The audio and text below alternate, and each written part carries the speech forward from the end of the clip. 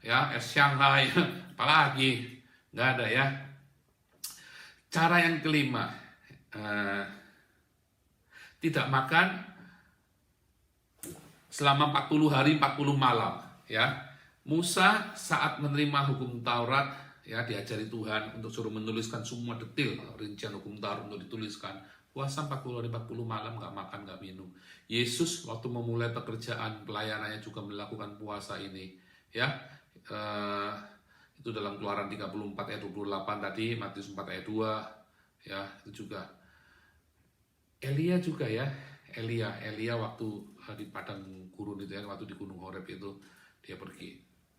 Sama ya, Elia juga nggak makan 40 hari 40 malam.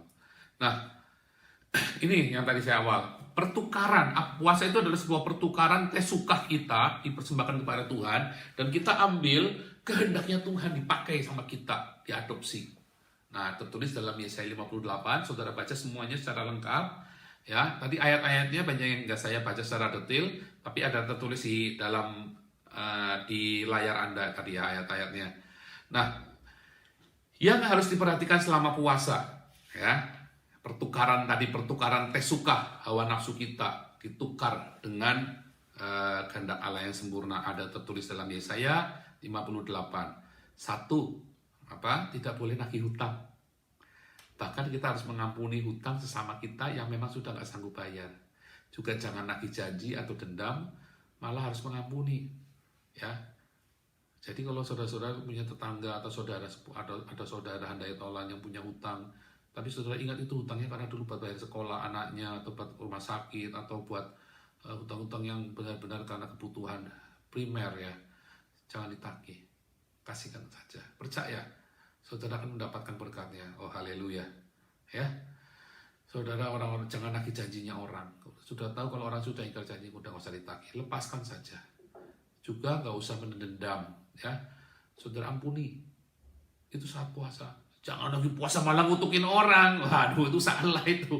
Lagi puasa, saya dulu gitu ya. Mentang-mentang hamba Tuhan, saya lagi puasa, ada orang nyakitin saya puasa, saya ambil ngutuk. Itu benar-benar hal yang salah itu ya. Tapi itu terjadi ya, waktu saya kutuk itu terjadi. Tetapi akibatnya apa? Kalau mulut kita mengucapkan kutuk, maka hidup kita akan jadi saluran kutuk. Salah dikit kita, kutuk yang kita ucapkan ke orang itu akan kena sama kita juga. Ya, kenapa? Kalau hidup kita jadi saluran berkat, maka yang tersisa dalam hidup kita adalah berkat. Kalau hidup kita menjadi saluran kutuk, maka yang tersisa dalam hidup kita juga kutuk. Jadi waktu puasa jangan kutukin orang. Ya. Jadi berkat. Walaupun kutuk, nanti sama-sama. Ya, tapi kalau itu mau pilihanmu, ya balik lagi nggak apa-apa ya, hidup kan pilihan tuh. Nah, kemudian waktu puasa itu, buka puasanya nggak usah makan yang enak-enak, ya. Semua makanan yang menjadi keinginan kita selayaknya diberikan kepada sesama kita yang nggak mampu makan karena miskin. Ya, kalau saudara lagi puasa tiba-tiba terlintas bakso Pak Kumis, saudara beli bakso, kasihkan itu sama orang miskin. Lagi puasa saudara pengen durian, beli durian itu kasihkan sama orang miskin. Lagi puasa saudara kepengen makan sate kambing, beli kasihkan sama orang. Ya, waduh, wah, pendeta bercanda, enggak, saya serius, itu firman Tuhan ngomong demikian. Saudara baca di Yesaya 58 ya, saudara baca. Itu memang begitu, itulah pertukaran. Saudara tukar tesuka itu, tukar sama Tuhan, supaya saudara punya kehendak Tuhan dalam hidup saudara. Nah, yang ketiga, jangan beri beban atau memerah sesama kita, melainkan mengampuni, memberi keringanan dalam segala hal. Jadi kalau saudara lagi puasa, jangan pekerjaan kantormu dikasihkan ke orang, ya, pekerjaan-pekerjaanmu kasih orang-orang suruh kerjain, istrimu suruh kerjain, anak-anakmu atau saudaramu suruh kerjain, kamu enak-enakan puasa. Oh, saya lagi puasa. Saya dulu pernah kejadian ya, kita kumpul dalam satu komunitas hamba anak-anak Tuhan, ya, waktu itu kita masih muda, masih kuliah semua. Yang satu ini hobi puasa, saudaraku. Nah, kita itu kalau dalam satu rumah komunitas, kita ini kalau gantian nyuci piring, ini gantian nyuci piring, masak, ini gantian kita ya. Saya termasuk, kita gantian. Pas gilirannya orang ini, si A ini ya, pasti pas giliran dia pasti ambil puasa.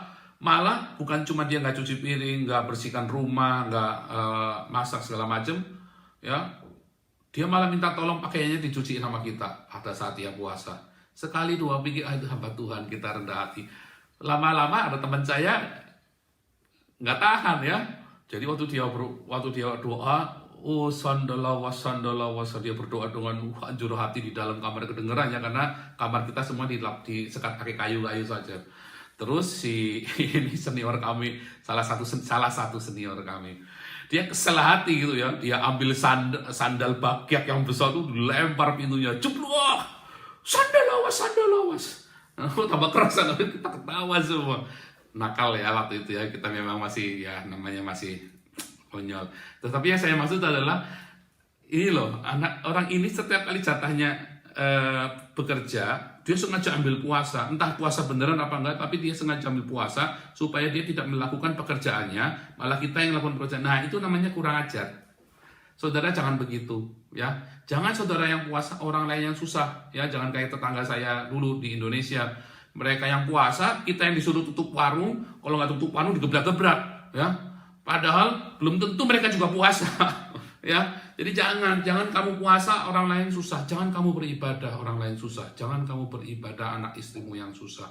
Ibadah kita itu jangan bikin susah orang lain ya. Nanti sampai surga surga tolak kita. Kenapa? Ya karena ibadahmu bikin susah orang lain ya. Jalanmu ke sini itu bikin susah orang lain. Jangan sampai ibadahmu jangan bikin susah orang lain.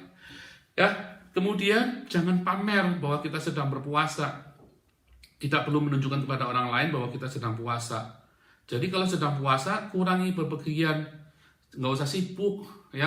Yang kerja tetap kerja, yang ke kantor tetap kantor, yang punya toko tetap buka toko, yang mengajar tetap mengajar.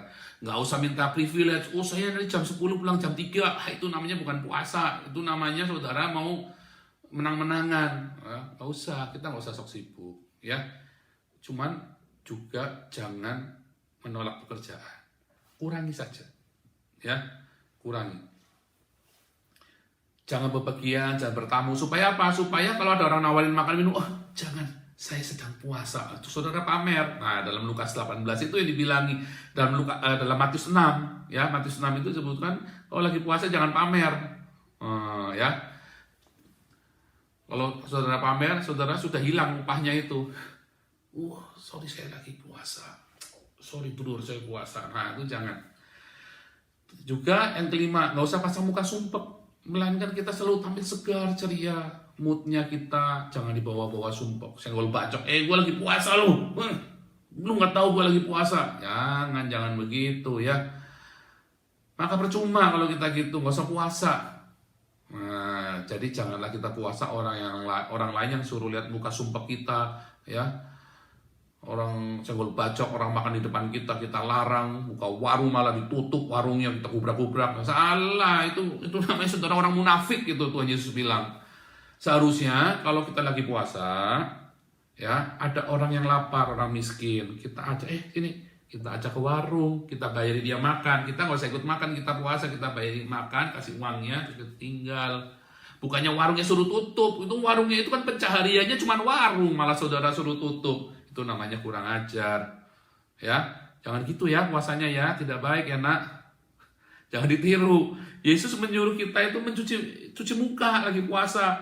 Disuruh kasih ini loh, ganteng kayak saya loh, ya, pakai minyak, urapi, ya. Tetapi apabila engkau berpuasa, minyakilah kepalamu dan cucilah mukamu. Itu Yesus bilang Matius 6 ayat 17. Karena apa? Karena banyak orang puasa bukan karena pergumulan berat, melainkan karena supaya kelihatan soleh, dan puasa agar kelihatan sebagai orang yang sangat beragama. Nah, ini yang tidak berkenan sama Tuhan, ya. Apa bedanya dalam kisah Daniel? Ia berpuasa 3 minggu, tapi Daniel tidak meminyaki kepalanya. Karena apa? Kebalikannya ya, ini konteksnya, Daniel waktu itu sebagai pejabat negara. Nggak lazim kalau pejabat negara nggak tampil keren ya, sampai hari ini saja pejabat-pejabat negara kan tampilnya keren-keren kan. Apalagi itu kerajaan Babel yang penuh dengan kemaksiatan kan. Tapi hari itu Daniel benar-benar bersuka cita.